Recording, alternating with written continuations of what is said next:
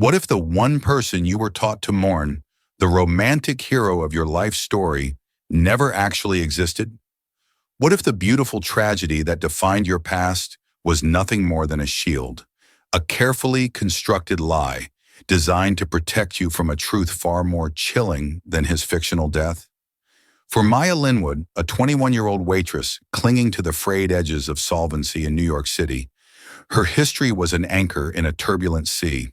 Her mother, Evelyn, was a saintly memory of music and laughter. Her father was a ghost, a brilliant but penniless pianist who had died in a tragic accident just weeks before she was born. It was a story etched into her heart, a sad, sweet lullaby she had known forever. But on a cold, rain-lashed Thursday night, inside the gilded cage of Manhattan's most exclusive restaurant, a single impossible photograph in a billionaire's wallet would shatter that lullaby into a million discordant notes. The woman in that faded image, her head thrown back in a cascade of joyful laughter, wasn't just a stranger's memento. It was her mother, and the man holding it was about to rewrite every line of her life, revealing a story not of tragic romance, but of terrifying sacrifice and a love so powerful it had to be buried alive. The low symphony of clinking glasses and muted power brokering at the pinnacle was the soundtrack to Maya Linwood's exhaustion. Perched 62 floors above the glittering sprawl of Manhattan, it was a world of starched linen, hushed reverence, and patrons who viewed a $1,000 check as a minor inconvenience. For Maya, it was a nightly tightrope walk between politeness and poverty. At 21, her world was a third-floor walk-up in Astoria with a flickering fluorescent light in the kitchen, a stack of overdue textbooks for a music theory degree she'd been forced to put on hold, and the quiet, constant hum of anxiety over her grandmother's mounting medical bills. Her life was an endless loop of memorizing wine pairings, forcing a serene smile while her feet screamed in protest, and clearing plates laden with food that cost more than her weekly grocery budget. The one constant, the single unwavering truth in her precarious existence was the memory of her mother, Evelyn. Evelyn had been a pianist, a woman who could coax heartbreaking melodies from the battered upright piano that now sat dormant in her grandmother's living room. She had seen music in the rhythm of the city, in the patter of rain on a fire escape. She had passed away when Maya was 16, a sudden, brutal illness that had stolen her away, leaving behind a box of sheet music, a well-worn silver locket, and a love story that formed the very foundation of Maya's identity. The story, as Maya knew it, was her genesis. Her father, a gifted but destitute concert pianist, had met Evelyn in a smoky Greenwich Village jazz club. They had shared a whirlwind, all-consuming romance. Two artists united against the world. He was killed, the story went, in a horrific multi-car pileup on the I-95 a month before Maya was born. Her mother had spoken of him with a wistful, shimmering sadness, describing a love so perfect, so complete, that she never even considered finding another. Tucked inside the locket Maya wore every day was the only photograph she had of her mother in that time. A candid shot, Evelyn's head was thrown back in laughter, her eyes alight with a joy so pure and unbridled it felt like a captured sunbeam. Her father, Evelyn had told her, took that picture during a walk through Central Park, the day he asked her to marry him.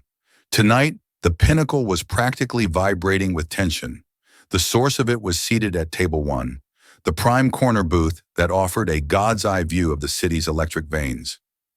Julian Croft. The name was synonymous with power, a monolith in the world of global finance. His face, often scowling from the cover of Fortune and Forbes, was all sharp angles and unforgiving lines. With steel-gray hair at his temples and eyes the color of a winter storm, he radiated an aura of such intense, coiled energy that it seemed to bend the air around him. He was dining alone, a rare and ominous event that had the entire staff, from the busboys to the sommelier, on high alert. Maya's hands, usually a telltale sign of her nerves, were surprisingly steady as she approached to refill his water glass. He was hunched over his phone, his thumb swiping with a brutal efficiency that suggested he was dismantling lesser companies between courses. "Will there be anything else for you this evening, Mr. Croft?" she asked, her voice a practiced, neutral melody. He emitted a low grunt, a sound of pure dismissal, before his hand moved to the inner pocket of his impeccably tailored suit jacket. He withdrew a wallet, not of flashy alligator skin, but of old, supple black leather, softened and worn with years of use. For a fleeting, hopeful moment, Maya thought he was preparing to settle the bill and release the restaurant from his gravitational pull. But he didn't pull out a credit card. He flipped it open to a clear plastic insert, his brow furrowed in concentration. And then for Maya Linwood, the world fractured. Her breath snagged in her throat, a sharp, painful thing. The polite waitress smile on her lips froze and cracked. Her heart began to pound against her ribs, a wild, panicked drum beat that drowned out the restaurant's decorous hum. There, illuminated by the soft, strategic lighting of the pinnacle, nestled behind a thin, scratched layer of plastic, was a photograph. It was small, its corners softened with age. The color slightly faded to a gentle sepia. But it was unmistakable. It was her mother. It was the exact same candid shot from her locket. The same angle, the same unrestrained laugh, the same sun-drenched, radiant joy in her eyes. The picture Evelyn had said was taken by her father, the penniless pianist, on the happiest day of her life. Time seemed to stretch and distort. The clatter of cutlery faded to a dull, distant roar. All Maya could see was that impossible sacred image in the hands of this cold, ruthless billionaire. How? A copy? A bizarre coincidence? But the specific way the light hit her mother's hair, the tiny, almost invisible crease near the bottom edge, it was identical. A perfect, impossible twin to the image she held against her heart every day. He was about to snap the wallet shut. A raw, primal scream of instinct overrode years of training, of being polite, invisible, and agreeable. Her hands shot out, her fingers trembling as she pointed at the wallet. The words tumbled out of her, raw and shaky, shattering the restaurant's quiet reverence. "Sir, excuse me, sir." Julian Croft looked up, his stormy gray eyes clouded with annoyance, with the impatience of a king interrupted. "What is it?" Maya swallowed, her throat as dry as sandpaper. She pointed again, her finger more insistent, more accusatory. "That photo, in your wallet." His eyes narrowed.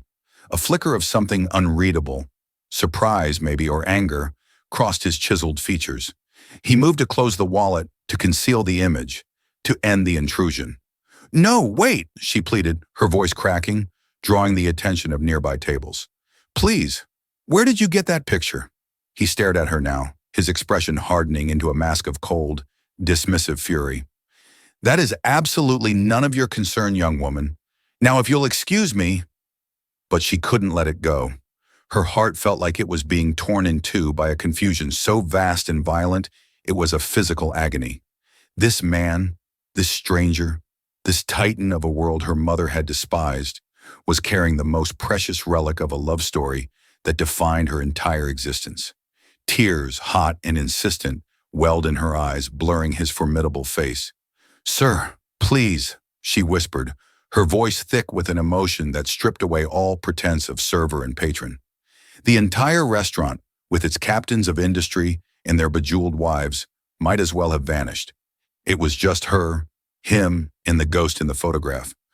"You don't understand," she said, her voice rising with a desperate strength she didn't know she possessed. "That photo, that's my mom." The declaration hung in the air between them, fragile as spun glass, heavy as a tombstone. For a moment that stretched into an eternity, Julian Croft didn't move, didn't breathe. His face, just a moment before a fortress of cold indifference, was now a raw landscape of unfiltered shock. The annoyance in his eyes was gone, swept away by a deep, searching confusion that seemed to churn in their gray depths. His gaze flickered from the worn photograph in his wallet to Maya's tear-streaked face, then back again, as if trying to reconcile two impossible realities. He was seeing her, truly seeing her for the first time, not as an anonymous waitress, but as a person, a living, breathing enigma that had just been hurled at him from across a divide of 2 decades. The restaurant manager, a perpetually flustered man named Mr. Dubois, began to scurry over, his face a contorted mask of apology and panic. "Mr. Croft, is there a problem? I am so terribly sorry if my staff has disturbed you in any way. Croft raised a hand, a short, sharp gesture that stopped Dubois dead in his tracks. He didn't take his eyes off Maya. Her own eyes were wide, pleading, shimmering with unshed tears that magnified their color.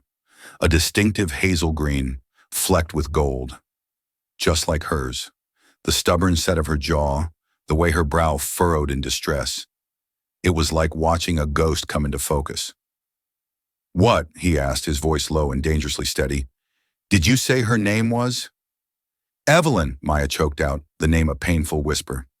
"Evelyn Linwood." The name struck him like a physical blow. He flinched, a barely perceptible tightening of his powerful shoulders. But Maya saw it. He slowly, deliberately, closed the wallet with a soft click and placed it on the table. He looked at her again, and in that instant, the billionaire titan vanished. In his place was a man staring at a specter from a life he had long ago encased in scar tissue. "Leave us," he commanded Dubois, his tone leaving no room for argument. The manager nodded nervously and retreated, shooting Maya a look that was equal parts terror and white-hot fury. She knew, with a dull certainty, that she was fired. In that moment, she couldn't have cared less. Julian Croft gestured to the empty chair opposite him. "Sit," he said. It wasn't a request. Her legs felt like they were made of cotton as she numbly sank into the plush leather seat. The transition was dizzying. One minute she was a servant in this world, the next she was a guest at its most exclusive table. It was utterly surreal. He leaned forward, his large hands clasped on the table. The cufflinks on his crisp white shirt were understated platinum. "Tell me about her," he said, his voice now softer, laced with a raw, buried pain that resonated deep in Maya's own chest. "Tell me about Evelyn." And so she did. Through stilted sentences and shaky breaths, Maya painted a portrait of the mother she knew. She told him about Evelyn's love for the piano, how their small apartment was always filled with the sounds of Chopin and Debussy. She told him about her infectious laugh, her fierce independence, her sudden, cruel death from a brain aneurysm 5 years ago. A tragedy that had shattered Maya's world. And then, hesitantly, she told him the story, the myth. "She said my father was a pianist too," Maya explained, twisting a linen napkin in her lap until the threads began to pull. "A brilliant one, but they were very poor. She said they were madly in love, but that he was killed in a car accident before I was born. She said he took that picture of her." As she spoke, Julian Croft's expression grew heavier, more pained. A deep, sorrowful shadow fell over his features. He didn't interrupt, but the silence that followed her words was dense with unspoken history. Finally he spoke, and his voice was rough with an emotion she couldn't name. "The story she told you, it was a kindness, but it was not the truth." Maya's heart seized. "What? No, my mother wouldn't lie to me." "She didn't lie, not entirely," he corrected, his voice gentle. "She just changed the ending, and she changed the protagonist."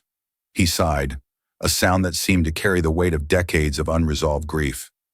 "My name is Julian. Your mother used to call me Jules.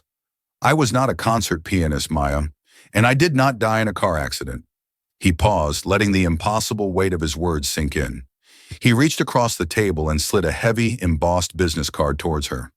"I took that picture on a Sunday afternoon on the Great Lawn in Central Park, 22 years ago." Maya stared at the card. It read, "Julian Croft, CEO, Croft Global Investments." Below it was an address for a skyscraper in the heart of the financial district, a building that was a landmark of modern capitalism. Her mind was a maelstrom of confusion and fierce, protective denial. "I don't understand," she whispered. "My mother, she loved my father. She mourned him her entire life."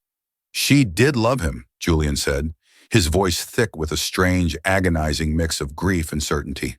"But the man she loved wasn't a poor musician who shared her ideals. He was the one thing she taught you to despise. He was me." The very foundations of Maya's world began to crumble. This man, this cold, calculating predator of the corporate world, was claiming to be the romantic, tragic hero of her mother's story. It was impossible. It felt like a desecration of Evelyn's memory. I don't believe you, she said, her voice gaining a sharp, defensive edge.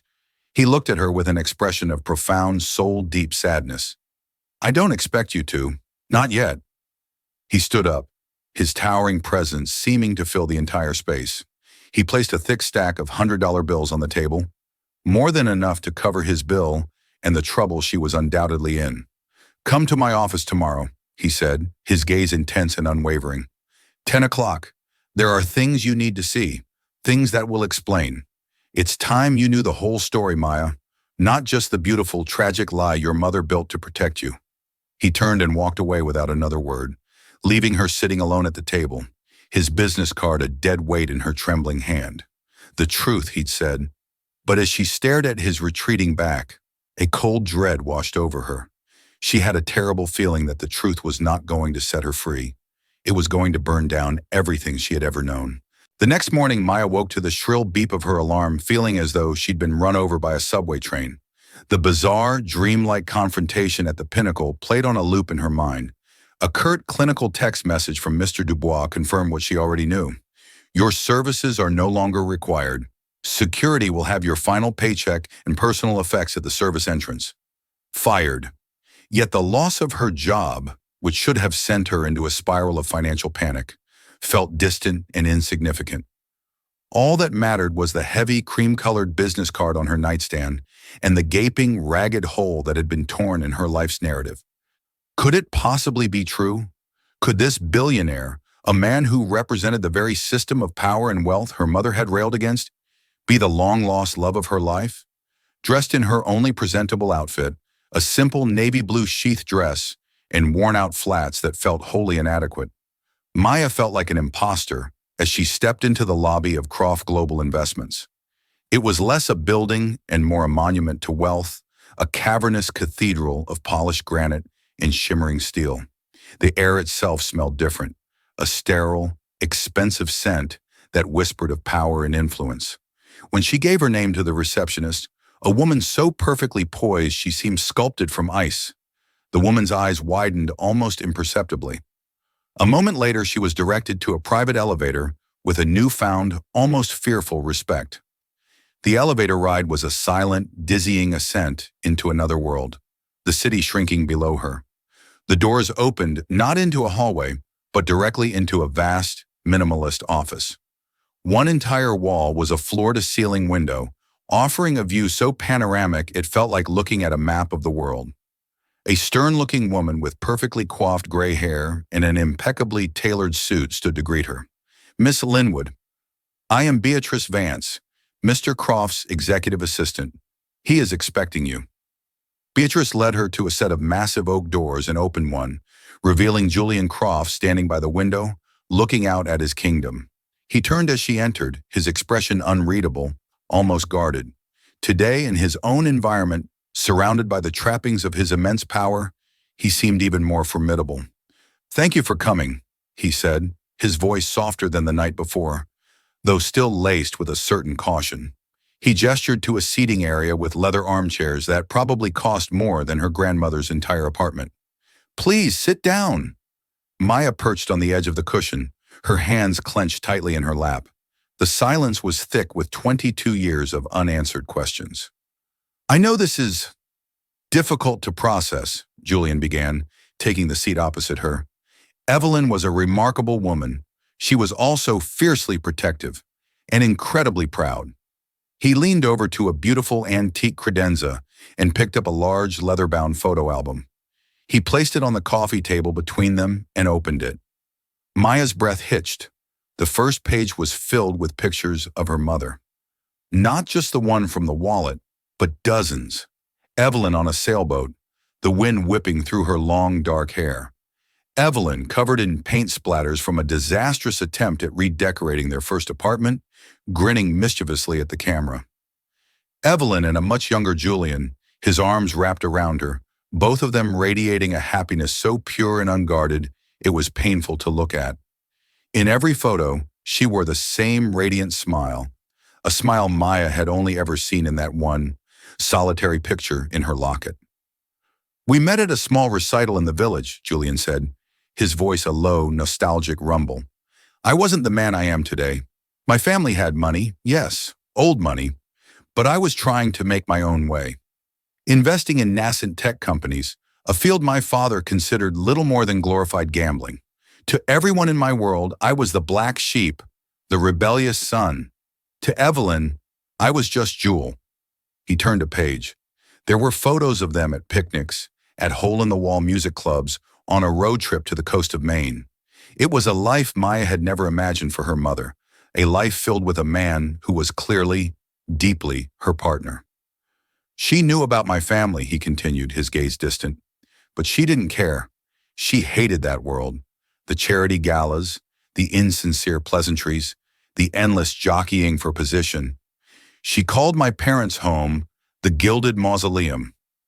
All that mattered to us was what we had together in our tiny fourth-floor walk-up with the leaky faucet. Maya felt a growing sense of dislocation. The man her mother described was a poor artist who shared her bohemian lifestyle. This story, backed by a mountain of photographic evidence, was entirely, fundamentally different. Why? Maya finally whispered, her voice barely audible. Why would she lie? She told me my father was dead. Julian's face clouded with a deep, ancient pain. Because in a way, she needed him to be. Our relationship, it wasn't a fairy tale. My parents, particularly my mother Eleanor, did not approve of Evelyn. They saw her as a distraction, a gold digger from the wrong side of the tracks who would derail my future, a future they had meticulously planned for me since birth. They put immense, unbearable pressure on me to end it. So you did? Maya asked, a new bitter anger rising in her chest. You chose them over her. No, he said, his voice firm, his stormy eyes locking with hers. I never did. I chose her. 100 times over, I chose her. He reached into a drawer in the credenza and pulled out a small velvet box. He opened it. Inside was not a flashy diamond, but a simple, elegant engagement ring with a single perfect moonstone, a stone that seemed to capture and hold the light. This was her favorite, he said softly. She said it looked like captured music. I gave this to her on that day in the park, the day I took that photograph. She said yes. Maya stared at the ring, her mind reeling. Engaged. Her mother had been engaged to Julian Croft. This wasn't just a different story, it was a different universe. We were going to disappear, Julian explained, his voice thick with a regret so profound it was almost a physical presence in the room. Leave New York. Forget my family. Forget their money. We were going to move to Oregon. She was going to teach music. I was going to manage my small portfolio of investments remotely. We had it all planned. He closed his eyes for a moment, as if the memory was a fresh wound. And then one morning, I came home from a meeting, and she was gone. Gone! Vanished, he said, opening his eyes again. They were filled with the haunting ghost of that loss. All her things were gone. The piano was silent. There was a note on the kitchen table. He paused and his jaw clenched. It said she'd met someone else, someone from her world, that what we had was a mistake, a fantasy, and that she couldn't live a lie anymore. It was clinical, cruel. It wasn't her voice. He looked at Maya, his expression a mixture of grief and a new, unsettling suspicion. I searched for her for years. I hired private investigators. It was like she had dropped off the face of the earth. I never knew why she really left. I never knew about you. Are you sure, Miss Linwood? Are you absolutely sure you're her daughter? The question was a slap in the face. The puzzle pieces were clicking into place, forming a picture Maya didn't want to see. Her mother hadn't been abandoned. She had run away. And this man, her supposed father, didn't believe her. He thought this could be some elaborate long con. I don't believe this, Maya said, shaking her head, the denial a desperate shield against the pain and the insult. She loved my father. She wouldn't have just left him. She wouldn't have written a note like that. That's the part I've spent 22 years trying to understand, Julian confessed, his voice breaking slightly. I thought she loved me too. He looked so lost, so broken in that moment, that for the first time she saw past the billionaire. She saw the jewels from the photographs, the young man whose heart had been shattered. But his doubts stung, creating a new wall between them. There has to be more to it, Maya insisted, more to herself than to him. There has to be a reason. She stood up abruptly, her body thrumming with a nervous, frantic energy. I have to go. She fled the office, ignoring Julian's call of her name.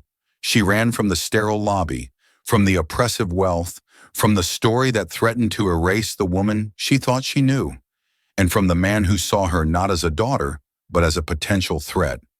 She needed proof. Not his proof, with his glossy photographs and his lingering suspicion. She needed her mother's proof. Somewhere in the small apartment that was her last remaining link to Evelyn, there had to be an answer. There had to be the truth. The taxi ride back to Astoria felt like a journey across dimensions. Maya stared unseeingly as the gleaming, indifferent towers of Julian Croft's world gave way to the familiar grit and humanity of her own. His story echoed in her mind, a compelling, heartbreaking narrative that fought against the bedrock of her own history, now further complicated by his final cutting question. Are you sure you're her daughter? The words were a torment. He thought she was a fraud. He believed the cruel note. He didn't believe in the woman she knew her mother to be, the woman who had taught her about loyalty and fierce, unconditional love. Could that woman truly have been so cruel as to abandon the man she loved with a lie? It didn't fit. There was a piece of the puzzle missing, a crucial piece that would make sense of the impossible and prove to Julian who she was and who her mother was. Her grandmother, Elena, was sitting in her worn armchair by the window when Maya let herself into the small, cluttered apartment they shared. Elena's memory, ravaged by the slow, cruel tide of dementia, was a fragile thing, a collection of shimmering moments that would appear and vanish without warning. Today, however, her eyes were clear. You look like you've seen a ghost, my Kutsa, she said, her voice raspy, the Romanian endearment of familiar comfort. Sinking onto the ottoman at her grandmother's feet, Maya told her everything. The photograph, the confrontation, the surreal meeting in the penthouse, the story of a love that didn't die but was abandoned, and Julian's final, devastating doubt. Elena listened, her wrinkled hands stroking Maya's hair. For a long time she was silent, her gaze lost somewhere in the past. The rich boy, she finally whispered, the words faint but clear. I remember. Evelyn was so happy, happier than I'd ever seen her. And then, she was terrified. Terrified, Maya leaned in, her heart pounding. Of what? Of him? No, no, Elena said, shaking her head. Not of Jules. He was a good boy, wild but good. She was afraid of his people, his mother. Elena's eyes for a moment were sharp with a memory. The dragon lady, Evelyn called her. She said she had eyes like chips of ice. One day Evelyn came home from meeting her. She was white as a sheet. She just kept saying, she'll never let us be. She'll destroy him to get to me. A week later, she was packing her bags, telling me we had to leave, that she had to disappear to keep her baby safe. The dragon lady. The words hung in the air, a new and menacing character introduced into the drama. This wasn't just parental disapproval. This was fear, a reason. Grandma, Maya said urgently, after Mom died, I packed all her things. Her music, her papers. Where's that box? In the back of the closet, Draga, where it's always been. For the next several hours, the small apartment became an archaeological dig site. Maya pulled a large, dusty cardboard box labeled Evelyn's Memories from the closet. It smelled of old paper and dried lavender. For 5 years, Maya had treated this box as a sacred tomb, too grief-stricken to disturb its contents. Now she opened it with a desperate, almost frantic need to find vindication. Inside was a lifetime of carefully preserved fragments.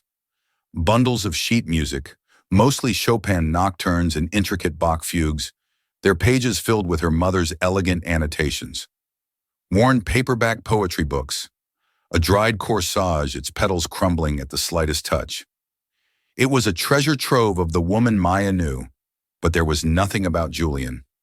No photographs of the happy young couple from his album. No mention of Jules. It was as if that entire chapter of her life had been surgically, meticulously excised. Discouragement began to set in. Maya sank back on her heels, the floor around her littered with the ephemera of her mother's life. Had her grandmother's memory been a phantom? Was Julian's version, the cruel, inexplicable abandonment, the truth after all? Her fingers brushed against the bottom of the box, feeling a false bottom, a slight ridge in the cardboard. Her heart leaped. With trembling hands, she worked her fingers under the edge and lifted. Beneath the main compartment was a hidden space, shallow and clearly meant to conceal. And inside there were two items. The first was a single, folded piece of stationery, slightly yellowed with age. The elegant, familiar handwriting was her mother's. It was a draft of a letter, filled with cross-outs and revisions. With a sense of impending doom, Maya carefully unfolded the page. The second item was a piece of sheet music, but it was different from all the others. It wasn't a printed classic. It was an original composition, written in her mother's hand on blank staff paper. The title was simple, Maya's Lullaby. Maya had never seen it before. The melody looked strange, clumsy. The notes seemed oddly spaced, the harmonies dissonant in a way that was unlike her mother's fluid, lyrical style. It felt wrong. Putting the music aside, she focused on the letter. It wasn't addressed to anyone. It was a confession, a final testament never meant to be found. She began to read. The paper was fragile in Maya's hands. The blue ink of her mother's pen, slightly faded, but perfectly clear. Her grandmother had drifted off to sleep in her chair, the soft sound of her breathing, the only noise in the still, heavy air of the apartment. Maya began to read the unsent letter, her mother's true final words.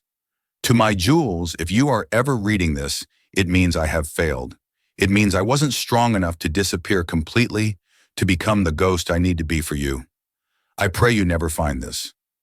I pray you believe the other note, that you curse my name and move on to the life of happiness you were born to live. It will be easier for you that way. Maya paused, swallowing hard against the lump forming in her throat. This was not a simple goodbye. This was a strategy. I met your mother today, officially, not as the girl you were hiding in your village apartment, but as the woman you intended to marry. You were in Boston for that tech conference. She summoned me to your parents' house. It was not a request. She was exactly as I had imagined. Perfect hair, perfect pearls, a smile that never reached her eyes. She didn't raise her voice. She didn't have to. The quietest words can be the most violent. She told me she knew I was a sweet girl, that my infatuation with you was understandable. Then she laid out my future. If I married you, I would be a pariah. Your family society would never accept me. I would be a constant embarrassment to you, a weight tied to your ankles, holding you back from your destiny. She said your father would disinherit you completely. You would lose everything, your legacy, your family, your future. She told me, he thinks his love is enough to protect you, but all it will do is provide a gilded cage for you to wither in, and a legacy of failure for him to endure.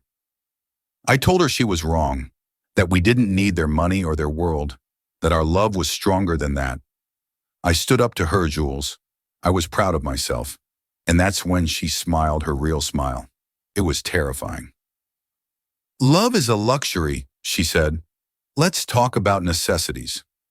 And then she told me what would happen if I refused to leave you. It wasn't about disinheritance anymore. She talked about my family, about my mother back in Romania, an old woman on a tiny pension. How easy it would be for her to suddenly have financial troubles.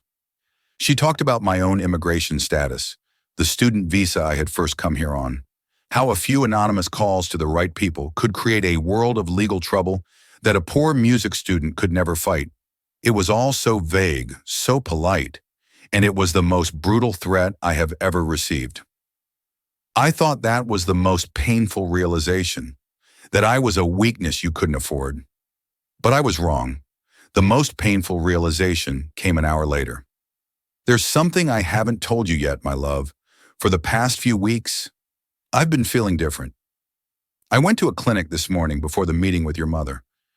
I wanted to be sure before I told you my wonderful, terrifying news. Maya's breath hitched, her eyes scanned the next line, and a soft gasp escaped her lips. the world tilted on its axis. Jules, my love, we're going to have a baby. The words seemed to lift off the page and hang in the air, shimmering with the weight of 2 lost decades. And that is why I have to leave. I cannot bring a child into this war, a child she would see as leverage, a child whose life she could threaten with a single polite phone call, a child who would be used as a weapon against their own father, to control you forever. So I am running. I am writing another, crueler note for you to find, a note so cold it will cauterize the wound, make you hate me, make it easier for you to let go. And I am creating a new story for our baby, a story where her father was a hero, a poor, brilliant man who would have adored her, whose love for me was pure and uncomplicated by wealth or power. A man who was tragically taken from us, so there is no wound of abandonment, only a legacy of beautiful, perfect love. It is the kindest lie I can think of. Please don't look for me. Please live the incredible life you are meant to live. Be the titan she wants you to be, and then beat her at her own game. Find a good woman, a woman strong enough for your world, and be happy. Know that I will love you, and only you, until the day I die. You were not a chapter in my life, Jules. You were the whole book. Yours always, Evelyn. The letter ended. Maya slowly folded the fragile paper, her hands numb. The room was utterly silent. The truth was here, and it was so much worse than she had ever imagined. Her mother hadn't been a liar in the way Julian feared. She hadn't been cruel or fickle. She had made an impossible, heartbreaking choice. She had sacrificed her own happiness, her one true love, to protect her unborn child, to protect Maya from a woman who wielded power like a weapon. The story of the dead hero father wasn't a betrayal. It was an act of fierce, desperate maternal love. And Julian Croft, he wasn't a villain who had abandoned her mother. He was a victim, just as she was. He had lost the love of his life and the chance to know his own daughter because of a calculated, cruel threat made 22 years ago. His skepticism wasn't malice. It was the deep, ingrained pain of a man who believed the lie designed to save him. The tears that came now were not of anger or confusion. They were tears of profound, soul-deep sorrow. Sorrow for her mother's lonely life, for the love she gave up. Sorrow for Julian, for the decades he'd spent hating the wrong person. And sorrow for herself, for the father she never knew she had, and the truth that had just broken her heart into a million pieces. She looked over at the oddly written sheet music, Maya's lullaby. It was the only piece of this puzzle that didn't yet fit. The next day passed in a blur of grief and resolve. The sorrow was a heavy weight in her chest, but it was now mingled with a new, urgent sense of purpose. 2 lives, 3 lives had been derailed by this secret. Julian Croft deserved to know the truth. He deserved to know why Evelyn had left. He deserved to know he had a daughter, and that he hadn't been betrayed, but protected. She found the number on the business card. It felt like lifting a 100-pound weight to press the call button. Beatrice Vance answered, her voice as crisp and efficient as ever. Mr. Croft's office. It's Maya Linwood, she said, her own voice sounding foreign and distant. I need to see him.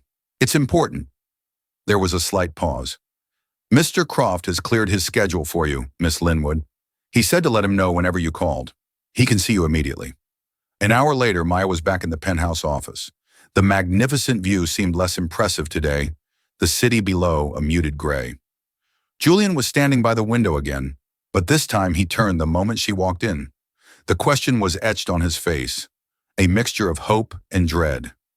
He had clearly been waiting in agony. Maya didn't say a word. She simply walked to the coffee table and placed 2 items upon its polished surface, the yellowed, unsent letter and the strangely written sheet music. He looked from the papers to her face, his expression confused. I found these, she said, her voice quiet but steady. The letter, it's from her. It's for you. His hands trembled slightly as he reached for the letter. He sat down heavily in the armchair and began to read. Maya watched as a lifetime of emotions played out across his face. Confusion turned to shock. Shock gave way to a dawning, horrified understanding. By the time he reached the part about his mother's threats, a low, guttural sound of anguish escaped his lips. When he read about the baby, About her, the mask of the billionaire shattered completely, revealing the broken heart of the young man who had lost everything all those years ago. When he finished reading, he didn't move. He just stared at the letter, his shoulders slumped. A single tear traced a path down his weathered cheek and fell onto the page, mingling with ink that was already 22 years old. "All this time," he whispered, his voice ragged with disbelief and fury. "All these years, I thought she stopped loving me. I thought, I thought it was me. I drove myself mad trying to figure out what I did wrong." "She never stopped loving you," Maya said softly, the words feeling both inadequate and essential. "She did this because she loved you, and she did it to protect me." He finally looked up at her, his eyes filled with a pain so immense it was difficult to witness. It was the pain of 2 decades of unanswered questions, of a life not lived, of a daughter he never knew he had. "My mother," he said, his voice laced with a cold, quiet rage that was more terrifying than any shout. "Her pride, her obsession with legacy. She destroyed 3 lives with a single, polite conversation." He shook his head, a bitter laugh escaping him. "The irony is, I cut them out of my life 5 years after Evelyn left. I built this empire on my own terms, without their help, without their approval. I did it all to prove that I didn't need their world. But she was already gone." The silence in the room was vast, filled with the ghosts of what might have been: a father, a mother, a daughter, a family that never was. Arthur slowly stood up and walked over to her. He was no longer the imposing titan of industry. He looked old, tired, and profoundly sad. He stopped a few feet away, as if unsure of the protocol for meeting the 21-year-old stranger who was his child. "You have her eyes," he said, his voice thick with emotion. "The same fire, the same spirit." He gestured toward the sheet music. "What is this?" "I don't know," Maya confessed. "She called it Maya's lullaby, but I've never seen it. I tried to play it through in my head. It doesn't sound like her. It's clumsy. The notes don't make sense together. It's like a child wrote it." Julian picked it up, his brow furrowing as he scanned the bars of music. "She was a genius. She wouldn't write something ugly." An idea, faint and improbable, sparked in Maya's mind. A memory of a game her mother used to play with her, a simple substitution cipher using the letters A through G, the letters of the musical scale. Clumsy, like a child wrote it. A code. "My mother was meticulous," Maya said, thinking aloud. "Every note she wrote had a purpose. What if the notes aren't meant to be played? What if they're meant to be read?" She pointed to the first few notes on the staff. E, G, G, that's a word. B, A, G, another word. What if this whole thing isn't a song? What if it's a message? For the next hour they worked together, hunched over the coffee table like 2 code breakers. A father and daughter, strangers just days ago, now united in a singular purpose, deciphering the final secret of the woman they both loved.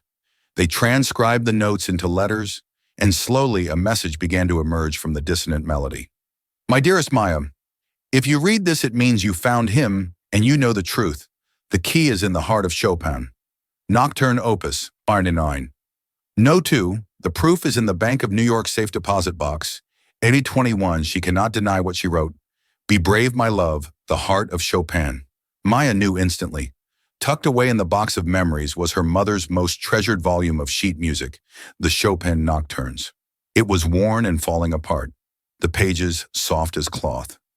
She had played from it 1,000 times. "I know where the key is," she said, her voice trembling with excitement and fear. Their journey back to her small Astoria apartment was a silent, charged mission. In front of the dormant upright piano that had belonged to her mother, Maya opened the old Chopin book. The binding was loose, and with gentle pressure, she found a small, hollowed-out section carved into the thick pages. And inside, wrapped in a piece of silk, was a small, ornate silver key. The days that followed were a surreal exercise in navigating a new reality. There was no magical transformation, no grand cinematic moment where Maya's life of ramen and bus passes was suddenly swapped for one of caviar and chauffeured cars. The truth hadn't brought a fairy tale ending. It had unearthed a fragile, complicated, and utterly terrifying beginning. The chasm between Maya Linwood, the waitress from Queens, and Maya Croft, the secret daughter of a billionaire, felt miles wide. Their first attempt to bridge it was a disaster. Julian, in a well-intentioned but clumsy gesture, made a reservation at Oriole, a restaurant where the tasting menu cost more than Maya's monthly rent. She sat stiffly in a dress he'd had Beatrice purchase for her, feeling like a child playing dress-up. "Mom would have hated this place," Maya said, breaking a long, uncomfortable silence. "She'd say the food was trying too hard to be art, and the people were trying too hard to be important." Julian flinched slightly, but then gave a sad, knowing smile. "You're right. She would have. She'd have made a joke about the foam on the sea bass looking like dish soap." He paused, looking at Maya across the expanse of white linen. "I forget sometimes how to be a person outside of a boardroom. For 20 years, this is how I've connected with people. Through grand gestures, through transactions. I don't know any other way." "We have to find one," Maya said softly, but with a firm resolve that was pure Evelyn. "Because this isn't real. My life, the one she gave me, is real. The struggles are real, and you can't just erase them with a black card." This became their first, most significant hurdle. Julian's instinct was to solve every problem with money. When he learned of her student debt, he immediately had Beatrice draw up the paperwork to clear it. Maya found the offer in her email and felt a surprising surge of anger. She called him, her voice trembling. "You don't get it. That debt, I earned it. That degree I haven't finished, I worked for it. My mom worked 2 jobs so I could even start. It's the story of my life. You can't just put a price on it and pay it off like an overdue invoice. You're trying to buy your way into my past, and it's not for sale." On the other end of the line, Julian was silent for a long moment. When he finally spoke, his voice was humbled. "You are right. I'm sorry. I'm trying to fix the past when I should be trying to build a future." It was the first of many lessons he would have to learn about his daughter. She did not want a benefactor. She wanted a father. Armed with the key from the Chopin book and a court order Julian's lawyers had procured with quiet efficiency, they went to the Bank of New York. The safe deposit box was old, the metal cool to the touch. Inside there was only one thing, a thick manila envelope, and inside the envelope were 2 documents. The first was a sworn, notarized affidavit from Evelyn Linwood, dated 22 years ago. In it, she detailed the meeting with Eleanor Croft, quoting her threats verbatim. It was a harrowing, meticulous account of the coercion she had faced. The second document made Maya's blood run cold. It was a handwritten letter to Evelyn on heavy, monarch-embossed stationery. The handwriting was elegant, feminine, and utterly merciless. It was from Eleanor Croft. It confirmed everything. A follow-up to their meeting, outlining the arrangements and consequences should Evelyn fail to comply. It ended with a single chilling line. "A child can be such a fragile thing. It would be a tragedy if its life were to be complicated." It was the smoking gun. Hard, undeniable proof. "What are we going to do?" Maya asked, her voice a whisper. Julian's face was like carved granite, his eyes burning with a cold fury she had never seen before. "We are going to end this. Not with lawyers, not with the press. We are going to end this with the truth." The drive to the Croft family estate in Greenwich, Connecticut, was the longest of Maya's life. It was the gilded mausoleum her mother had described, a sprawling stone mansion surrounded by acres of manicured, soulless gardens. Eleanor Croft was waiting for them in the grand drawing room, a space so formal and perfect it felt like a museum exhibit. She was in her late 70s but carried herself with the unbending posture of a queen.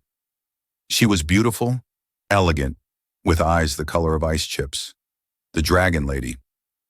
"Julian," she said, her voice smooth as silk, completely ignoring Maya. "What an unexpected surprise. And you've brought a guest." "This is not a social call, Mother," Julian said, his voice flat and devoid of warmth. "This is Maya Linwood, Evelyn's daughter." Eleanor's smile didn't falter, but a flicker of something cold and calculating appeared in her eyes. "Ah, yes, the waitress. I heard about the little scene at the Pinnacle. I assume you're here for a payout. Name your price, dear. I'm sure we can come to a satisfactory arrangement. It was Maya who stepped forward, clutching the envelope. Her heart was hammering, but her voice was steady, fueled by her mother's courage. We're not here for your money, Mrs. Croft. We're here for an accounting. She laid the documents on the polished mahogany table between them, the affidavit, and Eleanor's own damning letter. Eleanor glanced at them, her expression of regal calm finally beginning to crack. For the first time, a hint of genuine emotion, not anger but fear, showed on her face. These are fabrications, the desperate scribblings of a spurned, unstable woman. Is this your handwriting, Mother? Julian asked, his voice dangerously quiet as he pushed the handwritten letter towards her. Did you write about how fragile a child can be? The room was utterly silent. The ticking of a grandgather clock was the only sound. Eleanor Croft, the untouchable matriarch, stared at her own words, written 2 decades ago, and was finally irrevocably cornered. Her carefully constructed world of power and plausible deniability crumbled to dust. I did what I had to do, she finally whispered, the words brittle and sharp, to protect this family, to protect you from your own foolish sentimentality. She would have ruined you. You didn't protect me, Julian said, the grief and rage of 22 years finally boiling over. You hollowed me out. You stole my life. You stole my daughter. This family you were so desperate to protect. As of this moment, it no longer includes you. He looked at Maya, his expression softening. Our family starts now. They walked out of that house without looking back, leaving the dragon lady alone in her gilded cage with the ghosts of her deeds. The journey back to the city was different. The heavy weight of the past had been lifted, replaced by the light, terrifying prospect of a future. They didn't have the 22 years they lost, but they could build something new on the foundation of the truth. That evening, they didn't go to a fancy restaurant. They went back to the small apartment in Astoria. Julian stood awkwardly in the cluttered living room that smelled of lavender and old books. A billionaire completely out of his element and completely at home. She would be so proud of you, he said, his voice thick with emotion as he looked at Maya. Maya walked over to the old upright piano. She sat down and placed the sheet music for Maya's lullaby on the stand. Her fingers, hesitant at first, found the keys. She began to play, and this time, the notes were not clumsy or ugly. Freed from their coded message, played with the understanding of the sacrifice and love they represented, the melody was beautiful. It was a simple, heartbreaking lullaby, full of longing, of sorrow, and of a fierce, undying hope. It was the song of a mother's love, reaching across the years to finally bring her daughter and the love of her life back together. Julian sat on the worn piano bench beside her, and for the first time listened to the song his Evelyn had written for their daughter. The music filled the small apartment, a father and daughter united at last, beginning a new symphony on the other side of silence.